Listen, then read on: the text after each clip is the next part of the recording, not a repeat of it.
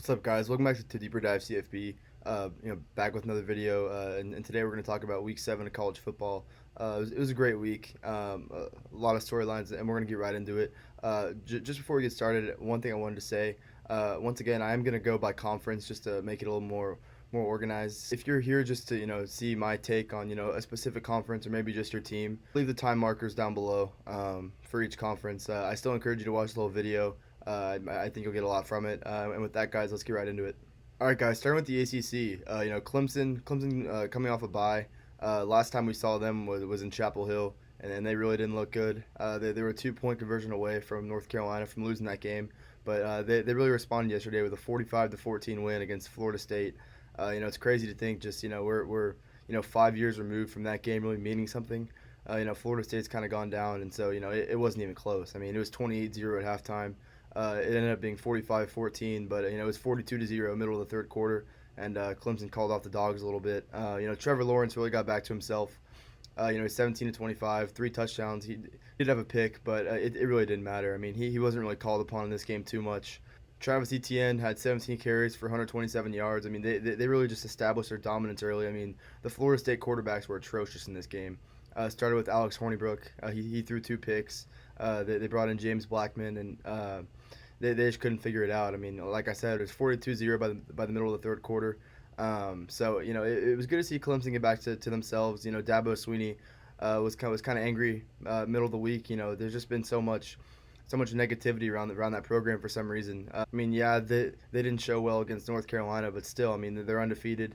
There hasn't been any team in college football history that hasn't played a close game throughout the year. So, he had those guys ready to play, though, and it showed. I mean, they came out and dominated the game. So, definitely a big storyline seeing Clemson come back and really play better. Next, guys, we got Miami. They pulled off a big win against Virginia at home. This game was on Friday night. It was a really low-scoring game. Part of that, Miami was 2 of 10 on third down, so basically 8 punts right there. But it's not like Virginia could get anything going offensively either. They only had 2.5 yards per carry, and that turned out to be huge. Establishing the run game is a big part of football, and if you can't do that, you're not going to have much success. One big storyline in this game, N'Kosi Perry, we saw last week, come in the game after Jaron Williams threw 3 picks. He got the start in this game, and he looked really good. He was 16-27, 182 yards. And he had a touchdown through the air, and then he had one through the ground that kind of sealed the game late. Big win for Miami and Manny Diaz. Obviously, didn't get off to the best start, losing to Florida and losing to North Carolina, but they kind of started to pick it up a little bit.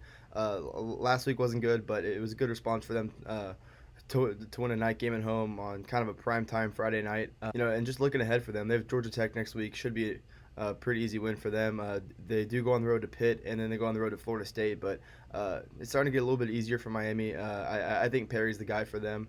Jaron Williams did show some promise, but his time there just ran out for this year. I think certainly Perry gives him a better chance to win, and I think if you can beat Georgia Tech at home and then split Pitt and FSU, they'd be in a good place. They'd be 5-4, and this was never going to be a Miami team that was going to win 10 games. I mean, it's Manny Diaz's first year. They are only just 2 years away from Mark Richt leading them to 10-11 wins and an Orange Bowl appearance, but this is not that same team. They had a bad year last year, and new head coach and new culture. It's going to take time to build, but certainly a big win for Miami. And then looking ahead to Virginia, I mean, they have Duke this next week. Virginia is one of these teams in the ACC that's just kind of clumped in that mediocrity, as I've said in previous videos, and so is Duke, though. Duke just beat Georgia Tech 39-27, but I wouldn't call that a very convincing win. So we'll see who wins that one, but definitely a big win for Miami at home. And last in the ACC, guys, North Carolina State and Louisville are both starting to come on a little bit. Both now 4-2, and who knows, maybe can make a run for it in the ACC. North Carolina State, they beat Syracuse 16-10. Defense looked really stout. They had 8 sacks and really controlled that Syracuse run game and made Tommy DeVito throw the ball 44 times. Coming off a rough loss previously to West Virginia, who is starting not to look as good as they did coming into the year. Big win from North Carolina State, and like I said, they're 4-2, and who knows, maybe they can start to put some wins together and make a run for it in the ACC. And then with Louisville, guys, I mean, they played a thriller of a game against Wake Forest. Final score was 62-59. I'll put a link in the description for the highlights of that game. You'll have to go check that out. It's pretty crazy. Dez Fitzpatrick for them, big wide receiver, had 5 catches to 125 yards and 2 touchdowns. He's had a beastly last 3 weeks. I mean, he's had at least 5 catches, 100 yards, and a touchdown in each of those. So, and they'll host Clemson next week. So I talked up Clemson previously in this video, but I'm calling that a trap game for sure. I think whenever you're able to score 62 points in a conference game, it shows a lot. And yeah, they give up 59, and they'll face a really good offense in Clemson. But I'm calling this a trap game for Clemson. I think Louisville at home, starting to come on a little bit. Like I said, they're 4-2. I think that's a game that you got to watch pretty closely. Moving on to the Big Ten guys, we'll start with Penn State and Iowa. I mean, Penn State really looks legit after that 17-12 win at Iowa. I mentioned this in my preview video for Week 7. It was a hostile environment, and it really proved to be that. Sean Clifford got off to a really rough start, but something that really settled him in. He found KJ Hamler right over the middle in the second quarter. Hamler did the rest. He ended up leaping into the end zone for a 22-yard touchdown. Big story for this Penn State offense though is Noah Cain, guy I know because Texas was right in until the end, recruiting him. He's just a true freshman, but you've seen him really increase touches each week. He had 22 carries, 102 yards and a touchdown, and he really sealed the deal for Penn State this week. Very impressed by Noah Cain. And moving on to Iowa, Nate Stanley had 43 pass attempts. Then moving on to Iowa, they've kind of come down to earth a little bit these last 2 weeks, especially offensively. Nate Stanley had to throw 43 times this week, and that's just not their game. They're trying to establish the run game, and much like teams like Wisconsin and Minnesota, like we'll establish later in the video, those type of offenses aren't meant to have air raid type of guys, and that's what Stanley had to do last night, and it obviously didn't work. They only scored 12 points. So like I said, couldn't get the run game established, and that's really going to hurt them if they're not able to do that. But big win for Penn State. They'll host Michigan next week, and that's going to be a huge game. It's going to be a whiteout in Happy Valley. I expect that to be a big game, and Penn State's going to have tons of advantages there.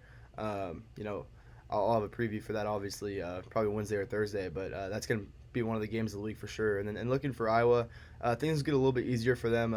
They host Purdue next week, and then they'll go on the road to Northwestern. Should be 2 games to kind of bounce back there. And then they'll have a big game at Wisconsin. Iowa I was really high on, seeing them go on the road and beat Iowa State. Certainly come back down to earth a little bit, like I said. We'll see if things start to turn things around a little bit. Next, guys, Wisconsin improves to 6-0, 4th shutout of the year. Beat Michigan State 38-0. I mean, one of the best defenses I've ever seen. I mean, 4 shutouts in 6 games, and it's not like they played nobody either. And one of those games that they didn't have a shutout in was against Michigan, and they had them shut out through 3 quarters. So those 2 touchdowns Michigan scored came late. This is a really impressive defense, like I said. And for Michigan State, Brian Lewerke and Rocky Lombardi were just terrible. I saw something on Pro Football Focus. 2 of the worst games by quarterbacks all season. Certainly showed. I mean, didn't score a point.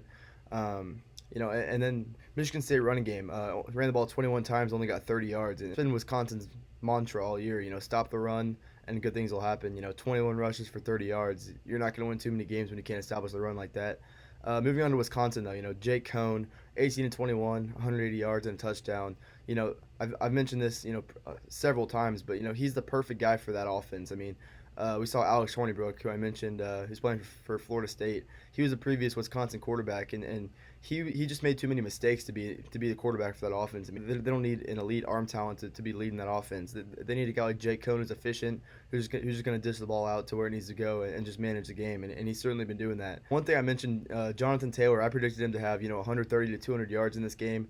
Didn't quite live up to that. He only had 26 carries for 80 yards, so didn't really get it rolling, but he did have 2 touchdowns, and I think this is one of those games to blow out. I still think he's right there in the Heisman conversation. I don't think one game like this, especially when he had 2 touchdowns. I mean, I don't think that the Heisman committee will penalize him too much for that. It was actually Kendrick Pryor who really had the big run of the day. He had a 66-yard touchdown run. He's a wide receiver. Yeah, Wisconsin is legit, and they'll get an easy game at Illinois next week before hosting Ohio State. And I think that Ohio State-Wisconsin game is going to be one of the biggest games of the year.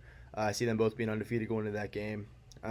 Two really good teams who have really proven to be dominant so far this year. I'm really looking forward to that. And then for Michigan State, I mentioned this, man. They just need to recruit better. Thinking back to some of the quarterbacks they've had in the past, a guy like Connor Cook, So somebody like that who's not elite, but definitely good enough to get the job done. They don't have that right now, so they'll get a much needed bye before hosting Penn State.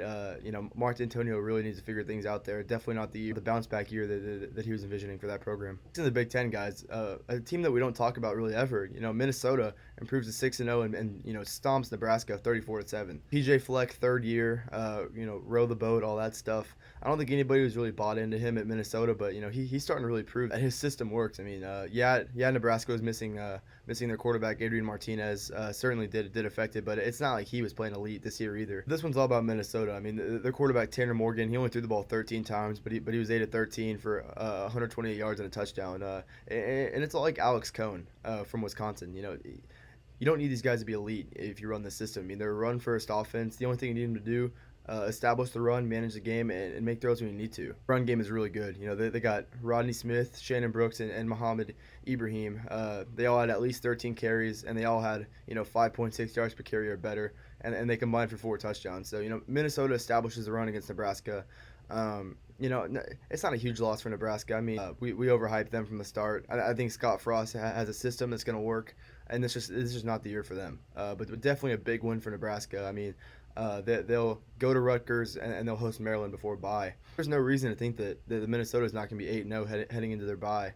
And then things will start to get tougher, though. They'll have to go to Iowa, go to Northwestern, and then they'll host Wisconsin. So we did see them in some pretty close games against not very good teams to start the year, but it's still impressive. They're 6-0, and PJ Fleck really looks good for them. And then Cornhuskers will get a much needed bye, but definitely a big win for Minnesota, a team that we're not talking about much, but it's 6-0 and can start to maybe be talked about as a competitor for Wisconsin in the West. It's in the Big Ten, guys. Michigan improves their offense a little bit. They go on the road to Champaign, Illinois, and win 42-25. Shea Patterson wasn't great.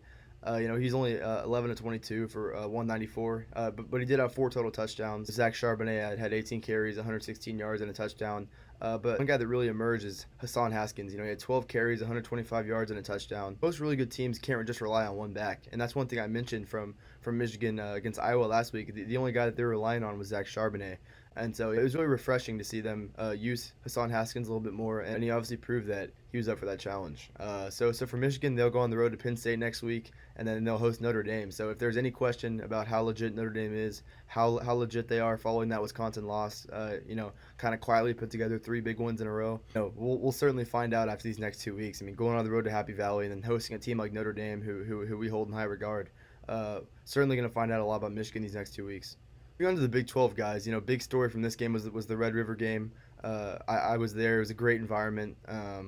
Definitely a bucket list type of thing to do. There's just nothing like it, having a 50-50 split between Texas and OU. Teams don't like each other. Fans don't like each other. Schools don't like each other. It's a big rivalry game. It's a very unique setting there in Dallas at the Texas State Fair. But for me, definitely a disappointing game for Texas as OU dominates the game. This is a game that should have really been a blowout. Final score was 34-27, but definitely wasn't that close when you really look into it. I mean, game was 10-3 at halftime, which was a huge win for Texas because Jalen Hurts did play great, but he also had 2 key turnovers for Oklahoma, right in the red zone, right as they're about to score. One was on a big scramble that Texas cornerback Anthony Cook stripped out, and then one was just a really bad pick where he tried to extend the play and just made a bad decision, threw a pick in the end zone.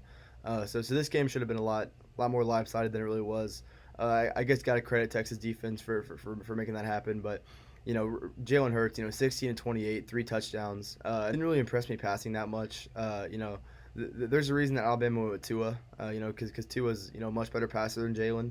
But Jalen's scrambling ability, I did not give him enough credit for that. I mentioned that I was more worried about Kyler Murray as a runner than Jalen Hurts, and Jalen has great vision, he has great pocket awareness, and he knows exactly when to get out of that pocket. He had 17 carries, 131 yards and a touchdown. I mean, he really impressed me as a runner. Kennedy Brooks, running back for Oklahoma, big question coming into the game if he was going to be able to play or not. He played, and he played well. 10 carries for 105 yards. Lincoln Riley makes it really hard for defenses to try to stop them because using that RPO as good as he does, it's just so hard to defend that. And Kennedy Brooks definitely got some big runs off that RPO because, Jalen Hurts is reading it for so long that somebody's either going to get open or he's going to be able to hand it off to Brooks and he'll have a big hole. So Brooks just certainly feasted off of that. But definitely the biggest player for OU today was CeeDee Lamb. I mean, Lamb had 10 catches, 171 yards, and 3 touchdowns. And he had 2 touchdowns where, first of all, great catches in traffic. Um, he had one on kind of a flea flicker play, wheel route down the right side of the field, and he literally had 5 Texas defenders around him, and none of them could bring him down, and he ended up scoring. And at that point, it was a 10-10 game, so that was a huge play in the game, a huge 50-yard touchdown pass. And then one later in the game, Hurts hit him on a scramble, right about the 5. Brandon Jones, Texas safety, couldn't get him down. He ended up weaving around 2 other guys for a touchdown. So, CeeDee Lamb definitely offensive MVP for Oklahoma. Just a really special talent, and seeing that in person really gives me that much more respect for him. I mean, CeeDee Lamb, tip of the cap, he had a great game. Moving on to Texas, I mean, the offensive line was horrendous. I mean, 9 sacks. Sam Ehlinger definitely didn't have his best game, but definitely not all his fault either. I mean, getting sacked 9 times is just it's really hard to trust yourself. When somebody's down your back the whole game. You couldn't really make things happen because he had so much pressure and defensive line was clogging up the gaps. He was 26 of 38 for 210 yards. Didn't have any touchdowns though. I don't think it's as much a knock on Sam Ehlinger as it is on the rest of the offense. I mean, he also had plenty of drops. Colin Johnson was back from injury this week. He had a few drops. Brennan Eagles had a few deep drops. Down the sideline where he had some separation. Definitely didn't get too much help from his playmakers. And one other thing is Texas offense had terrible field position the whole game. Special teams is a big issue. They put senior Devin Duvernay back there, who's probably been the offensive MVP up to this point. He's a super fast guy. Put him back there to return kicks, and he just didn't use his head. One time he fair caught it on the 5-yard line and he dropped it, so it's dead ball, and we get the ball on the 5-yard line. The other time he tried to take it out of the end zone and it just wasn't a good decision. He was probably 5 yards deep. Really surprised Tom Herman didn't really veto that call and just tell him to fair catch, swallow your pride. But it certainly hurt Texas to have bad field position. Mix that with a really good defensive performance by Alex Grinch in the OU defense and bad field position. It's just not going to be too many good outcomes. Plus offensive line couldn't block, like I said. So I think big takeaway from this game, I still think UT and OU are top tier of the Big 12, but I think the biggest thing we learned is I think OU has really separated itself from UT. OU separated itself a little bit from UT at the top, and then there's a little more of a gap before you get to Baylor, Oklahoma State, Iowa State, teams like that. But definitely now a separation between OU and UT. I think Oklahoma's dangerous. This might just be the best team they've had since Lincoln Riley's taken over. I think one thing that can't be discounted is how Lincoln Riley's evolved. I mean, his play calling was terrific yesterday. Certainly, like I said, the RPO system works, and now he's got a good defensive coordinator in Alex Grinch. At the end of the day, Oklahoma was just a better team, and it showed on the field. So, tip your cap to Oklahoma. They're a great football team, and like I said, I expect them to win out. Next, guys, Baylor wins a 2-overtime thriller, improves to 6-0 with a 33-30 win against Texas Tech. This game was tight the whole way. Really good game, really good showing by Texas Tech. Jed Duffy, it was 31 of 42 for 361. And he had a touchdown. Did have 2 picks, but so did Baylor. Charlie Brewer had 3 picks as well. Jed Duffy's really stepped in well for Alan Bowman. I think Texas Tech has found their replacement for as long as Bowman's out. Also to mention, Sir Roderick Thompson had 28 carries for 153 yards and 2 touchdowns, and he had a big rushing touchdown late that put Tech ahead with a minute 30 left in the fourth quarter. Credit Charlie Brewer and his moxie, like I said. Came into the game, kind of questionable. He had to leave the game last week in Manhattan against Kansas State. Like I said, he had 3 picks, but other than that, he was 24, 37, 352, and he had 3 rushing touchdowns in this game. So, Matt Rule threw him into the fire when he wasn't 100%. He certainly responded. Like I said, Lovett and Hasty make a good combo in the backfield. So a big win for Baylor. It's close, but at the end of the day, a win's a win, especially for that program, who was 1-11 2 years ago. Won 7 games last year, and now they're 6-0. Great start for Baylor, like I said. They'll go on the road to Stillwater next week to take on Oklahoma State. I'm sure we'll talk about that more in the Week 8 preview video, but definitely gonna be a tough game for them. And then in Texas Tech, they'll host Iowa State. I think that's going to be a good game, and Tech's certainly playing good ball. But nevertheless, big win for Baylor, and they're 6-0 bowl eligible. On to Iowa State, guys. Big road win against West Virginia. This game was pretty tight through 3 quarters. Cyclones able to really turn it on in the fourth quarter, escape Morgantown with a 38-14 victory. One thing to mention is Austin Kendall, who's the West Virginia quarterback. He got knocked out of this game pretty early, so they went to the backup quarterback, Jack Allison. Wasn't too bad, but at the end of the day, they run kind of an air raid offense that's very conservative. A lot of short passes, really relies on their athletes to go make plays, and they just didn't. Only put up 14 points, and that's not going to be enough the way Iowa State played. I mean, Brock Purdy, 19 to 30 for 229, touchdown and a pick. Found Michael Petaway 8 times for 81 yards, certainly becoming his number one receiver. Breece Hall, the Iowa State running back in this game, 16 for 132 and 3 touchdowns. Really a big game for him. So, like I said, I'm big on Iowa State, guys. They always seem to start the year kind of slow, but I think they're going to turn it on. Like I said, they go to Tech next week, and that's a tough environment. And then after Tech, they'll host Oklahoma State. I think that'll be a really close game, really evenly matched game. But nevertheless, guys, Cyclones improved to 4-2, and it's definitely a big win for Matt Campbell in that program. Going to the Pac-12, guys. Starting with Oregon, steamrolled Colorado on Friday night, 145-3. And they're able to keep their playoff hopes alive. The forced 4 picks from Steven Montez. Big guy coming to the year was Justin Herbert, but week after week it's C.J. Verdell, their running back, who continues to lead that offense. He had 14 carries, 171 yards, and whenever you're running the ball, 12 and a half yards per carry, the offense is going to score 45 points like they did on Friday. And Herbert wasn't bad. He's 18 to 32, 261 and 2 touchdowns. NFL scouts like him because he has a big arm. He hasn't really made himself into that kind of elite college football player yet. But nevertheless, when you have a guy with that type of arm talent, team's gonna be pretty good, especially whenever you combine that with a guy like C.J. Verdell. So like I said, Oregon 5-1. They'll go to Washington next week, which is gonna be a really tough game, and then they still got to play Wazoo, USC, and Arizona State. So it's not an easy road ahead for Oregon, but the only thing they can do is win this week, and they won big. In the Pac-12, guys, USC falls on a tough one at Notre Dame, 30-27, and they're now 3-3. Tony Jones Jr. for Notre Dame was terrific. He had 25 carries for 176 yards. Really established the run game for them. As far as Ian Book goes, he was 17 to 32, 165, and a touchdown. It was really his feet, though, that made the difference. He's 12 49 for a touchdown. Much like Justin Herbert at Oregon, like I just mentioned, Book's not really putting up those stats, but he just makes plays when he needs to, and he certainly made enough yesterday for Notre Dame. Notre Dame outscored USC 17-0 in the second quarter, and that really proved to be the difference because take away that quarter and USC really had the advantage. Keaton Slovis played really well. 24-35, 2 touchdowns, but like I said, he had 4 sacks, and that was a big reason why Notre Dame was able to take really big advantage in that second quarter. They had a big sack that ended up leading touchdown for them. So tough loss for USC, like I said. Really have played beyond expectations this year. I mean, they're 3-3, but they've had a tough schedule. Play, Stanford, BYU, Utah, now Notre Dame. They had to play at Washington, and now they're on their second or third string quarterback. Slovis has played well, but it's just tough circumstances for Clay Helton. I think it wasn't talked about for a while just because USC was playing so well, but USC is now 3-3. They still got Oregon, Arizona State left on the schedule. Plus they got other games that are certainly could go the other way too. It's not 100% whether Clay Helton's going to be back or not. There's been a lot of talk about Urban Meyer going to Los Angeles. He's already out there for his Fox pregame duties, and there's been reports that he's meeting with school officials, stuff like that. I think that would be a really good move for USC, obviously, just to kind of get that program back to where it was mid 2000s. Obviously Urban Meyer's not going to have some big rebuild. He's going to be a win now type of guy, and USC certainly has the athletes. Personally, I don't think that Clay Helton's a bad football coach.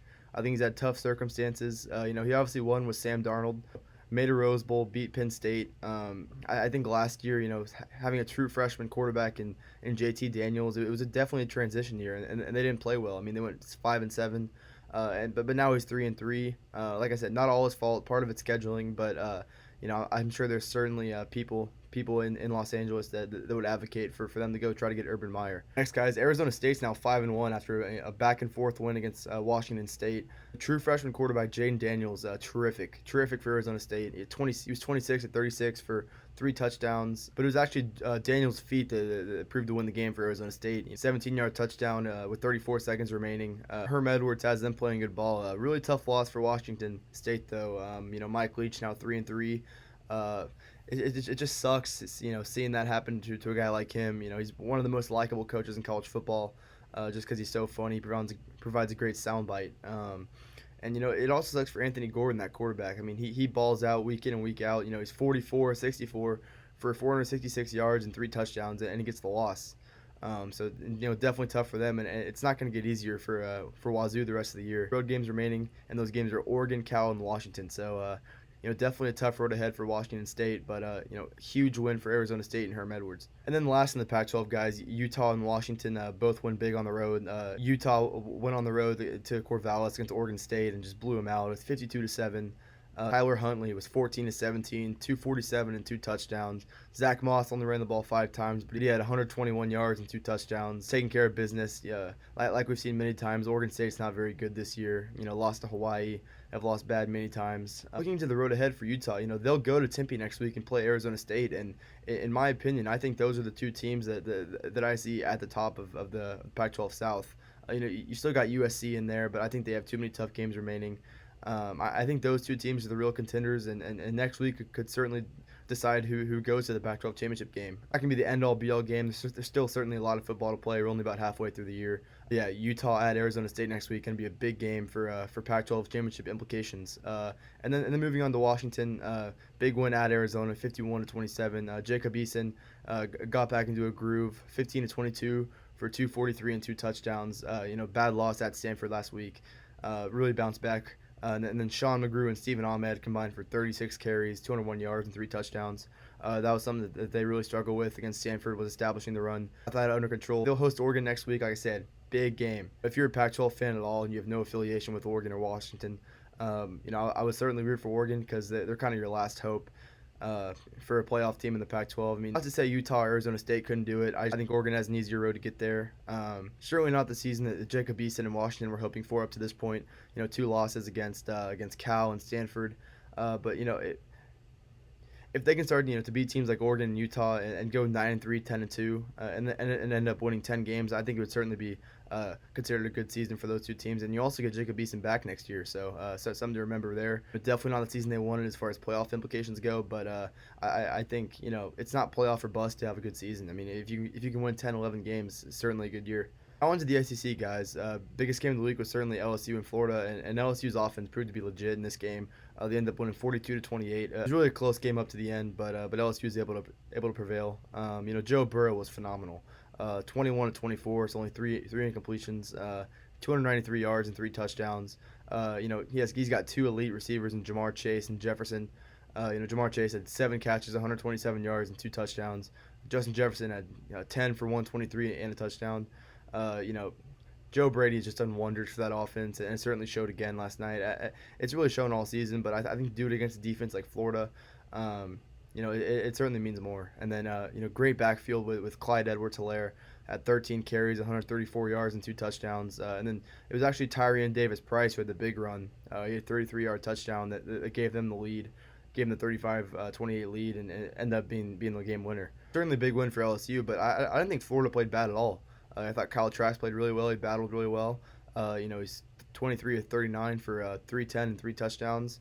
One thing that killed him, though, late in the fourth quarter, trying to tie the game up, he had a huge pick in the red zone, picked off by Derek Stingley, who's a true freshman cornerback for LSU. Great player. Just not a mistake you can make. Take the field goal and try to get a stop on defense. Can't turn the ball over right there. That was the only really big knock on him. He's got 2 good receivers as well in Kyle Pitts and Van Jefferson. Pitts had 5 for 108. Jefferson had 8 for 73 and 2 touchdowns. Florida, it's not the end of the world. I mean, this team wasn't going to go undefeated. Certainly a tough environment to play in. Last night it was rocking in Death Valley. It's always rocking in Death Valley. It's definitely the toughest place to play in college football. So for Florida, they'll go on the road to South Carolina next week. They'll play Florida-Georgia game, and then they'll go to Missouri still. I still think this is a really good team in Florida. I think they're definitely going to make a New Year's Six, and who knows if they can beat Georgia in that big rivalry game, could still be in playoff talk. So it's not the biggest loss for Florida. I don't think anybody was expecting them to run the table this year. I think this is really all about LSU. The offense really looked good. Florida battled, but it just wasn't enough. Looking at the road ahead for LSU, they'll go to Mississippi State. And then they'll host Auburn. Shouldn't have any trouble with Mississippi State. The Auburn game, I think it'll be a lot like this one. I think Auburn will battle, but I think LSU will win that game. And then they'll have a bye, and then they'll go to Bama and play. what should be biggest game of the year. I mean, the only reason that the LSU hasn't been able to compete in that game lately is because of offense. I mean, last year they got shut out 29-0. Just haven't had the type of offense they have this year. But I think it actually might be a shootout this year because Bama's defense isn't looking too great, and neither really is LSU's. I mean, both kind of really athletic defenses, but not really stout right now. Who knows? Seeing an LSU Bama game be a shootout is not traditional, but I think definitely think that's what we're gonna get this year. I think everybody's really looking forward to that game, but big win for LSU. Next story in the SEC, and maybe the biggest one in college football, guys. Georgia shocked by South Carolina at home. They lose the game 20-17 in 2 overtimes. 4 turnovers for Georgia really hurt them. Fromm had a pick six, and then he also had an interception in overtime that his receiver dropped. It went right into the South Carolina cornerback's hands. It's a really unfortunate game for them. Really kind of a crazy finish. So, Fromm throws that pick in overtime, first possession. South Carolina's got a chance to win it with a 33-yard field goal. Parker Smith misses wide right, and so the game goes to a second overtime.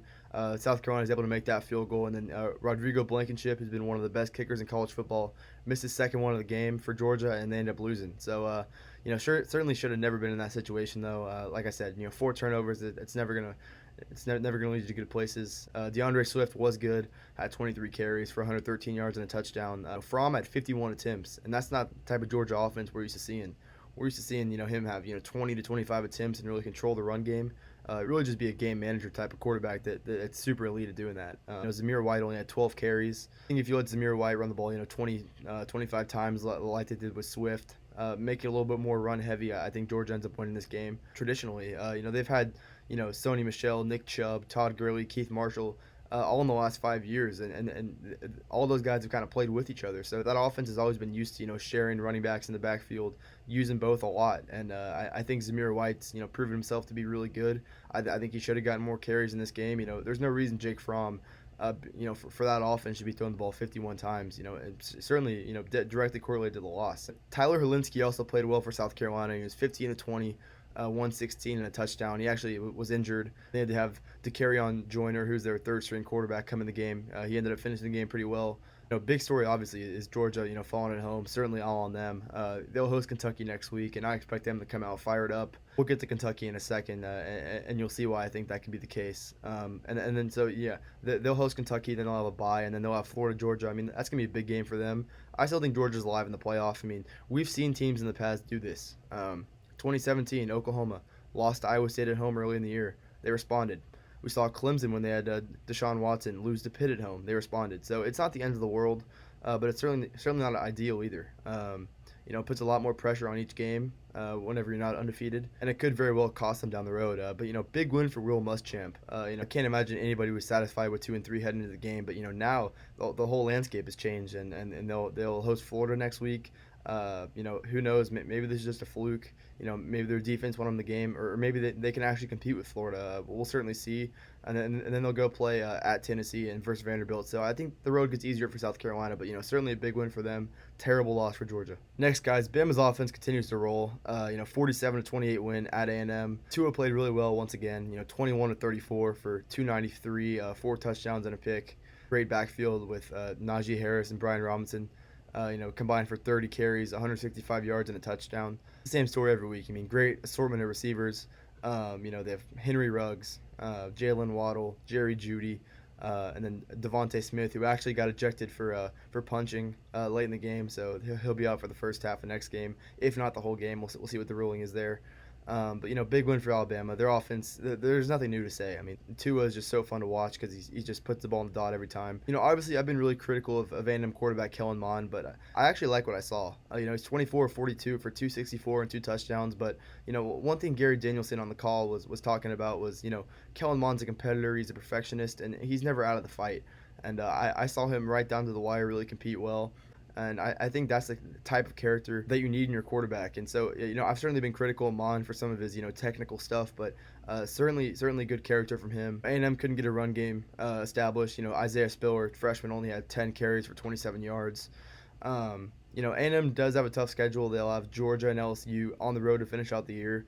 Really until then, they go to Ole Miss, they host Mississippi State, They host UTSA, they have a bye, and then they host South Carolina. I mean, those are 4 winnable games. And so, if you can go into those last 2 weeks 7-3 and maybe split and finish the year 8-4, I mean, assuming you had to play Alabama, Georgia, Auburn, and LSU, I mean, that's not terrible. Basically, you just won all the games you're supposed to, and lost the ones you should have. Now down the road, that's not where A&M wants to be, but it's still only year 2, so I think 8-4 wouldn't be the end of the world for A&M. Especially if they start playing well these next 3-4 weeks, and I think that's certainly possible for them. As for Bama, they won't really see a challenge until they play LSU. I mean, they'll play Arkansas and Tennessee these next 2 weeks. They'll play Tennessee this next week. That's going to be a bloodbath. I would expect the same thing with Arkansas. So, big win for Bama. I thought A&M showed hard, but it just wasn't enough in the end. Next in the SEC, guys, Missouri quietly 5-1 after a 38-27 win against Ole Miss. Tough loss for Matt Luke. He still got to play A&M. He has to go to Auburn. He has to play LSU. So, bowl berth for Ole Miss might be out of the picture after this one. This one's all about Missouri. Kelly Bryant, who I wasn't sure was going to play coming into the week. He had a really scary injury against Troy last week. He finished 23 of 35, 329 and a touchdown. He's got a great running back in Larry Roundtree III. 21 carries, 126 yards, and 2 touchdowns. Looking into their schedule a little bit, part of the reason they might be 5-1 is they've had 5 straight home games, which is, I don't know who schedules that, but that's kind of crazy. Because during those 5 weeks you're all good, but then you got to play a bunch of road games in the year. And they'll go to Vandy, Kentucky, and Georgia these next 3 weeks. First 2 definitely winnable games, but going on the road to Georgia is certainly never easy with that atmosphere. While the schedule might help them a little bit, I think the Missouri team's pretty good. When they play Florida at the end of the year, I think that'll be a really good game, and a game that they can give Florida a run for their money. Now that Georgia's lost, who knows? Florida could beat Georgia, and that would put Georgia at 2 losses. If Missouri's able to beat Florida and win out, who knows? Maybe they can win the SEC East and play Alabama or LSU or whoever in the SEC championship. So, big win for Missouri against Ole Miss. Improves to 5-1. I'm certainly all in on the Tigers. Last in the SEC, guys, Tennessee and Kentucky both went at home. Tennessee beat Mississippi State 20-10. Definitely a must-win game for Jeremy Pruitt. Had such a tough schedule up to this point, and now he's playing a winnable game. It was certainly one that he needed to win, and he did. Maurer ended up going down in this game. Landed on his head after getting flipped. That was certainly tough to watch if you're a Tennessee fan. But Jarrett Garantano has been criticized heavily. He ends up coming to the game 6-7. He got a big 39-yard touchdown to Tyler Brown to seal the deal in the fourth quarter. Big win for Tennessee, like I said. Jeremy Pruitt. They'll have to play Alabama this week, so 2-5. But after that, they play South Carolina, UAB, at Kentucky, at Missouri, and then Vanderbilt. It's not totally crazy to think they might be able to bounce back and go 6-6 and make a bowl game. And certainly I wouldn't call that a terrible year for Tennessee. I just think much like Missouri, scheduling is very weird. For Missouri it seems back half heavy. They'll play their toughest games at the end of the year. A lot of home games early. And for Tennessee, it seems front heavy. They've played tough games up to this point. Florida, Georgia, now Alabama here next week. BYU. They haven't had an easy road themselves, but I think things get easier for Tennessee. But certainly a big win against Mississippi State. And then as for Kentucky, a big storyline in this game. They had Terry Wilson and Sawyer Smith, their 2 quarterbacks, out, so they actually went with their wide receiver Lynn Bowden Jr. at quarterback. He actually played pretty well. He was 7 of 11 for 78 yards and a touchdown. But they really used him in a run roll out of the backfield. 24 carries, 196 yards and 2 touchdowns, and able to beat Arkansas at home. I mean, a great job by Mark Stoops to kind of come up with that little innovation. Find a way to win at home. Certainly I think people were starting to turn on Mark Stoops a little bit. Big year last year. They really rode the coattails of Benny Snell, their good running back, who's now with the Pittsburgh Steelers. They went to a New Year's Six bowl game. Now coming into this game at 2-3, this is definitely a must-win game for them. Playing a team in Arkansas who's not good at all. But great job by Mark Stoops. Find whatever it takes to win and go do it. And then one note in the SEC, guys. Vanderbilt now 1-5, lost at home to UNLV. So Derek Mason's days in Nashville are numbered for sure. I think that's going to wrap it up, guys. Thank you for watching as always. Week 7 was definitely a big week in college football. I think as the season progresses, you'll start to see games that have more playoff implications. This is my 4th week doing this, and like I said, I really enjoy putting out content like this. If anything, it just keeps me up to date in college football and helps me know my stuff. But if y'all have a friend that's a college football fanatic like we are, just go ahead and share this along with them and see if they like it. If they don't, that's fine. But I really want to kind of grow this following a little bit. So I would really appreciate that, guys. So with that, guys, I hope y'all enjoyed the video, and we'll see you next time. Thank you.